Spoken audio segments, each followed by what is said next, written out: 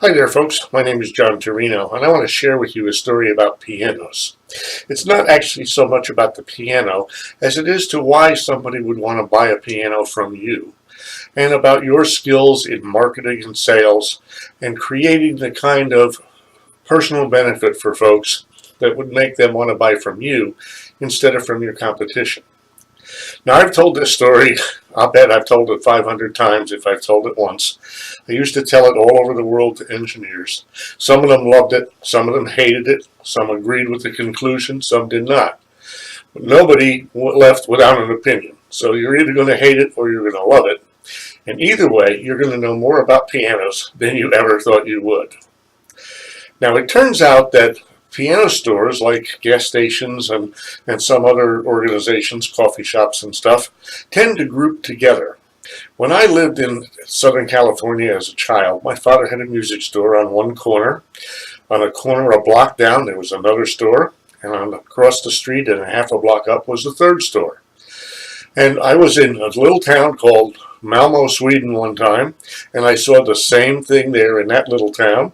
And I've seen it in large cities all over the place, Paris, London, big cities in the U.S. So it doesn't matter where you are, chances are that you're going to find a group of these stores together. Now, we know that most pianos are bought by husbands and wives together. Usually these husbands and wives have got young children, boys or girls, typically girls, ages maybe 7, 8, 9, 10. So there's usually a young child there. And it's the young child who ends up being the assumed motivation for wanting a piano. But oftentimes it's because Mrs. Jones, the mother, took piano lessons when she was young, but decided she didn't want to do it. And her mother let her quit, and she's never forgiven herself for quitting. But this is back when the roles were a lot more traditional than they may be today, where we had situations where it was primarily males and females were married and they had kids. Now, I don't know about you, but I know that for men, one of the most terrifying things to hear from your partner or spouse is, "Honey, I've been thinking." Now, when Mrs. Jones or your partner says that to you, it usually, if you're a male, it usually strikes terror into your heart, okay? It's like, we need to talk. That's another one of those kind of phrases that will really do you in if you're a male. Now, we also know that most men don't like to shop. We don't like to go visit store after store and look at piano or after piano or shoe after shoe or purse after purse. So what we typically see is that Mrs. Jones, since she brought this up, gets the chance to go out and do what I'll call the vendor survey. And Mr. Jones, of course, will want final approval because that's what us guys do. Yeah, if she did a good job of the vendor survey, we'll do that.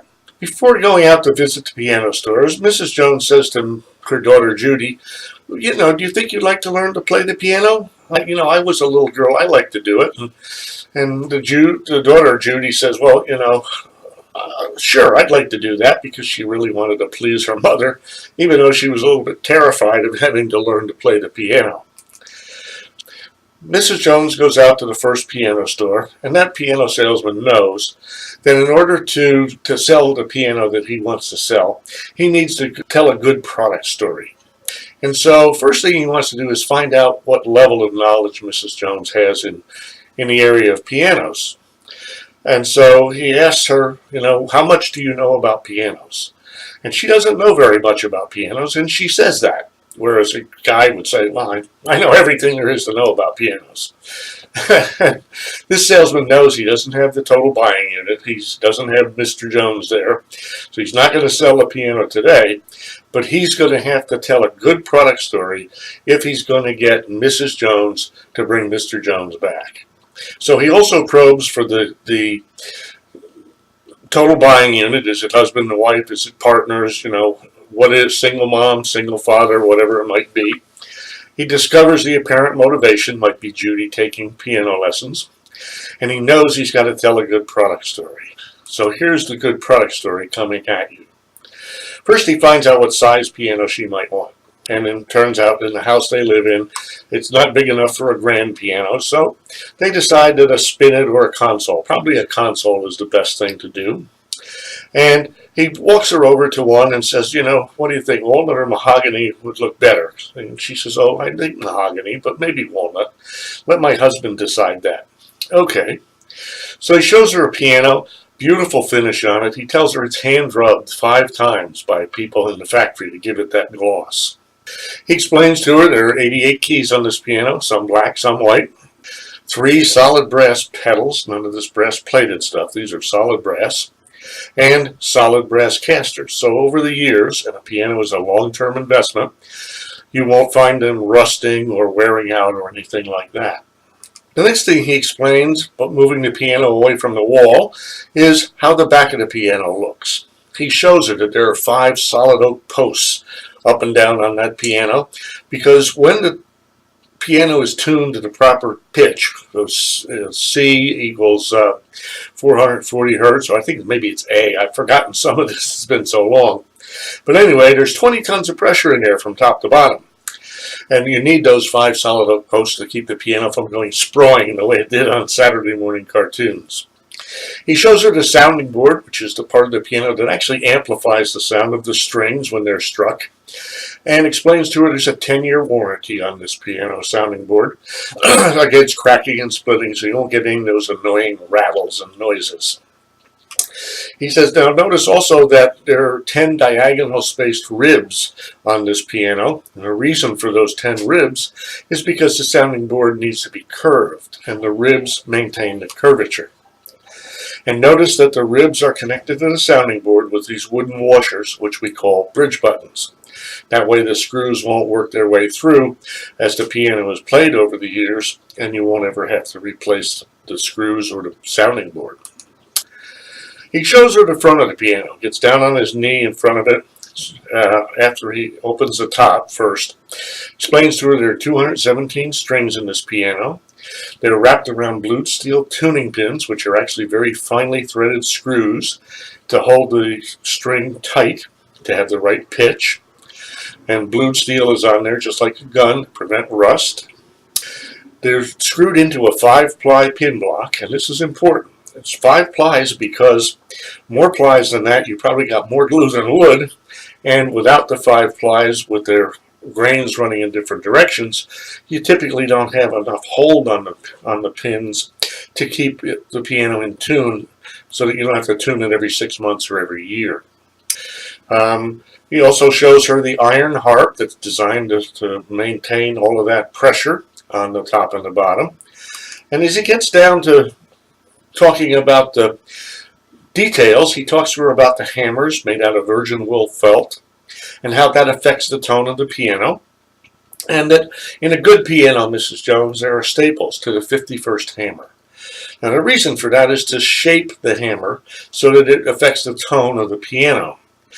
If you don't see 2 different kinds of virgin wool felt and you don't see staples to the 51st hammer, you're not going to get the right kind of tone.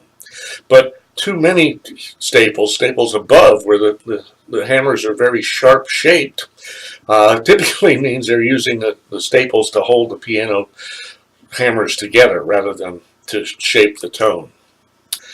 Then he gets down to show her the bottom of the piano, shows her the modesty, takes off the modesty panel, shows her the bridges, which are what connects the strings to the sounding board to amplify the sound, and the bottom of the harp. Explains to her about the action in the console piano, how it's composed of 20,000 parts, all wood, leather, and metal. There's no plastic in our pianos to break. And how that helps create the beautiful sound. So he plays her a song on the piano, she gets goosebumps, and he says, okay, Mrs. Jones, let me have your information, your name and your address and phone number, so we don't have to get it when you bring Mr. Jones back. And you will bring Mr. Jones back, won't you? Oh yes, of course I will. Yeah, you've taught me a lot about pianos. So he gets her promise to bring Mr. Jones back. But Mrs. Jones has been married for 8 or 9 years now, and she knows that she needs to visit all of the stores if her husband is not going to get mad at her for not doing an adequate job of the vendor's survey. So, I warn you, this is going to get a little repetitive on the piano features, but it's important. She goes to piano store number 2. And that salesman knows he doesn't have a total buying unit, but he finds out Mrs. Jones' knowledge level on pianos. He probes for the total buying unit, finds out Mr. and Mrs. Jones, discovers the apparent motivation. Let's give lessons to Judy. And he knows he's got to tell a good product story if he's going to get Mrs. Jones to bring Mr. Jones back. So he shows her the external features, asks her about the finish, mahogany or walnut. Says, regardless of your choice, Mrs. Jones, you'll get a piano that's hand rubbed 5 times at the factory. Look at that beautiful gloss. Isn't that nice? Shows her the keyboard, 88 keys, some keys black, some keys white. 3 solid brass pedals, none of this plastic or plated stuff. Solid brass casters as well. And on the back of the piano, as he pulls it away from the wall, he says, here we have 5 solid oak posts because you've got 20 tons of pressure between top and bottom, and you don't want the piano to go sprawling the way it did on Saturday morning cartoons. And notice that there are ribs here, 10 diagonal ribs to hold the curvature of the sounding board, and the ribs are attached to the bridge inside, which I'll show you in a moment, with bridge buttons or wooden washers. He goes to the front of the piano, opens the top, shows her the 217 strings, explains how they're tuned at 440 hertz at the A below middle C. Tuning pins are blued steel, finely threaded screws basically. They won't rust. And there's a 5-ply pin block in this piano, Mrs. Jones. The pin block is composed of 5 plies of wood that are glued together with cross grain so that you don't have the tuning pins coming loose. The piano will hold its tune longer. And you don't want too few because that means there's not enough grain changes to hold them tight. But you don't want too many because that means you got more glue than wood in there. And he shows her the iron harp and how the design of that has to do with the tone of the piano. He shows her also that the hammers are made of 2 different kinds of virgin wool felt and explains that this has a big effect on the tone of the piano. Shows her that there are staples to the 51st hammer because that also affects the tone of the piano. No staples means poor tone. Too many staples means poor felt. He gets down on his knee and removes the modesty panel and says, here's the bridge, here's the bottom of the harp, here's how it's all connected together. The action in this piano is made out of 20,000 parts, all wood, leather, and metal. No plastic in this piano. And then he asks her a question. He says, Mrs. Jones, I know you told me that you were thinking about giving Judy piano lessons. You ever thought about giving her voice lessons? And Mrs. Jones thinks about that for a second and says, no, I don't think so. And he said, well, if you're even considering it, you're going to want to make sure that whatever piano you buy is a piano that has singing tone. And she says, what's that? And he says, well, you want to make sure that it's in harmony with the human voice. She says, well, how do I know that? And he says, well, it's very difficult to explain because there's a lot of design things that go into it, but let me demonstrate it for you. So he sings a note into the piano, in the bottom of the piano.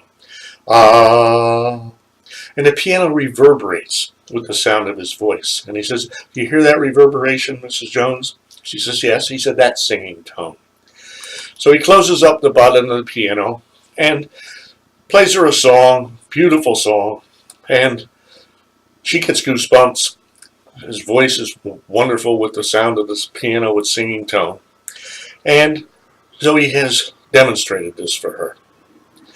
Now, this salesman also knows that he has to tell a good product story, and he's done that. But he also had that little something extra to entice Mrs. Jones, the singing tone. So he gets her name and her address and her promise to bring Mr. Jones back. Now, Mrs. Jones has now confirmed what she heard the first time, and so she's pretty pleased that she's actually doing a good shopping job and that both salespeople have told her the truth. He gets Mrs. Jones' promise to bring Mr. Jones back to his store, and guess what? She's off to store number 3. Now, we still have no total buying unit. The salesman knows that. Finds out what she knows about pianos, probes for buying unit information, discovers the apparent motivation. And even though it's painful to hear this same stuff the 3rd time, Mrs. Jones knows that that's better than having an argument with Mr. Jones for not doing a thorough job if she doesn't visit all 3 stores. So, beautiful hand rubbed finish on this piano in store number 3. 88 keys, some black, some white. Solid brass pedals, solid brass casters, no plating. 5 solid oak posts on the back of the piano, 20 tons of pressure. Solid spruce sounding board, 10-year warranty. 10 diagonal ribs to maintain the curvature of the sounding board. And bridge buttons in there so that the screws won't work their way through the sounding board. In this piano, 217 strings, blued steel tuning pins, a 5-ply pin block, and in our piano, Mrs. Jones, you'll notice something different on the harp. Notice that there is a flange on the harp. That's this thing that sticks out at a 90-degree angle from the top of the harp. Now, the reason for that is if you don't have that flange, the harp can wiggle. Notice that the strings are diagonal. And the harp can wiggle because of that. But if you put this flange on there, all of a sudden the harp can't wiggle that way. It stays firm. And that, Mrs. Jones, really makes a difference in how long this piano can last. He shows her the bottom of the piano, removes the modesty panel, shows her how the sounding board is connected to the bridges. Shows her the action is all wood, leather, and metal, no plastic in here. And then Mrs. Jones asks a question. She says, does this piano have singing tone? And the salesman's a little confused for a minute, but he thinks, well, she wants to know, how's it sound with a person, I guess. So he says, let me demonstrate it for you. And he closes up the modesty panel and sits down, plays a beautiful song, harmonizes with his voice with the piano. She gets goosebumps. It sounds great. So she decides that this is one heck of a story that he's told her. And you may know by now way more than you ever thought you wanted to about pianos. But he gets Mrs. Jones' information and her promise to bring Mr. Jones back. Now, there's a test. Which store did Mrs. Jones bring Mr. Jones back to? And most importantly, why?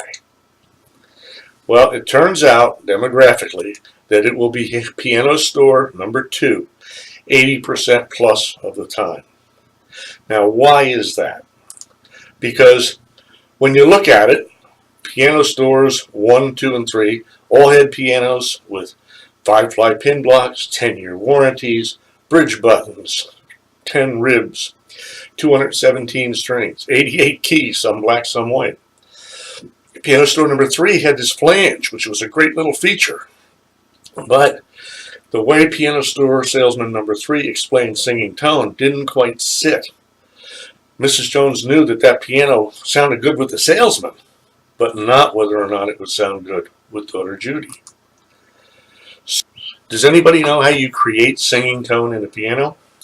It turns out you create it by holding your hand down on the right-hand pedal, the damper pedal, and when you sing into the piano, those 217 strings vibrate with the frequencies of your singing voice. If you don't put your hand down on that pedal and don't take the dampers off, the piano won't sing like that. So that's what singing tone created in store number 2. Now, the question I get, and the love-hate part of this usually comes in, with whether or not that's an ethical process in terms of selling the benefit, marketing the difference in the pianos. And I'm not going to tell you which way you should believe it. That's your choice. But I'll ask you the question, was anybody hurt? The pianos were all the same. The messages were different. I didn't mention the pricing, but it turns out that the prices were all about the same as well. So, who gets the order? And in this case, the person who got the order was the person who remembered that while a flange might be a feature to keep the sound or the harp straight, singing tone was a benefit. It's a potential benefit to daughter Judy when she takes her singing lessons, and it's personal because it's really close to Mrs. Jones's heart, her daughter. So think about creating singing tone for your product or service.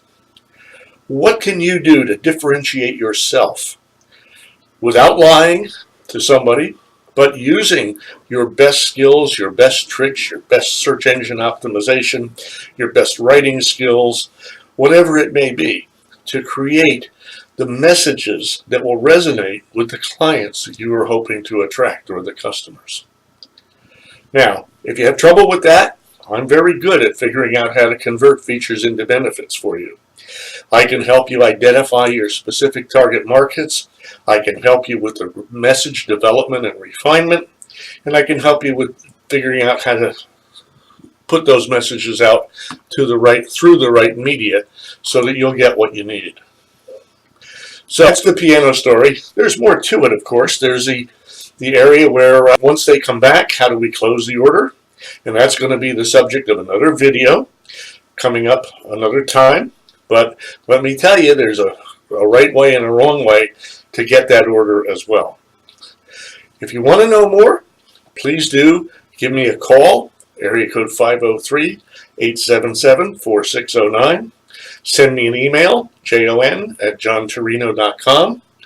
Visit my website and use the contact form, jonturino.com. I'd love to hear from you.